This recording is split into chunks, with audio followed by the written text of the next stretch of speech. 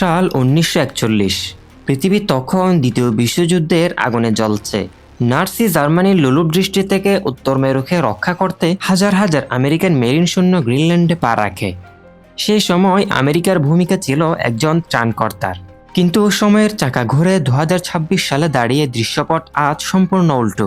President Trump turned up the temperature on Greenland. The battle for Greenland. We need Greenland from a national security.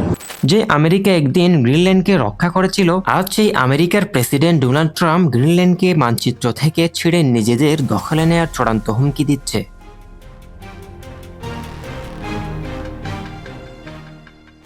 কিন্তু প্রশ্ন হলো, নিজেকে শান্তির দূত দাবি করা ট্রাম্প হঠাৎ করে এই চরমপন্থায় বেছে নিচ্ছে।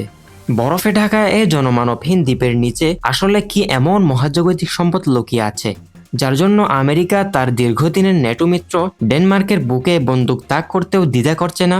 এটি কি শুধুই জমি দখলের লড়াই, নাকি এর পেছনে রয়েছে আসন্ন তৃতীয় বিশ্বযুদ্ধের কোনো গভীর ষড়যন্ত্র? আজকের এই ভিডিওতে আমরা গ্রিনল্যান্ডকে ঘিরে ডোনাল্ড ট্রাম্পের এই অগ্রাসী পরিকল্পনার আসল রহস্য ফাঁস করব। আমরা জানব কেন এই বরফ শীতল দ্বীপটি পেন্টাগনের ঘুম হারাম করে দিয়েছে।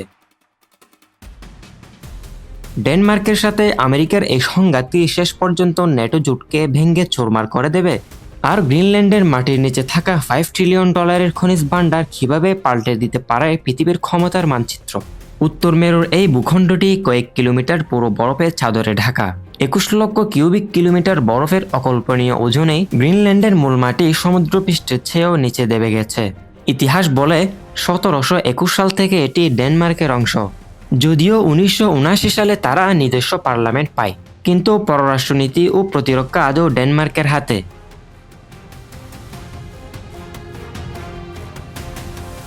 আমেরিকার এই গ্রিনল্যান্ড প্রীতি কোনো আকস্মিক ঘটনা নয়। 1946 সালে হ্যারি ট্রুম্যান $100 বিলিয়ন প্রস্তাব দিলেও ডেনমার্ক তা ফিরিয়ে দেয়। তবে আসল খেলা শুরু হয় স্নায়ুযুদ্ধের সময়। উত্তর রাশিয়া থেকে কোনো সাবমেরিন আটলান্টিকে আসতে চাইলে তাকে গ্রিনল্যান্ডের পাশ দিয়ে আসতে হয়। আমেরিকা গ্রিনল্যান্ড দখল করে মূলত রাশিয়ার নর্দার্ন ফ্রিলকে মেরু অঞ্চলে অবরোধ করে ফেলতে চায়। সাথে যুক্ত হয়েছে চীনের পোলার সিল্ক রুট। ট্রাম্প ভালো করেই জানে, চীন যদি এখানে ঘাঁটি গেড়ে বসে, তবে তা হবে আমেরিকার দেড়গুড়ায় ড্রাগনের নিঃশ্বাস।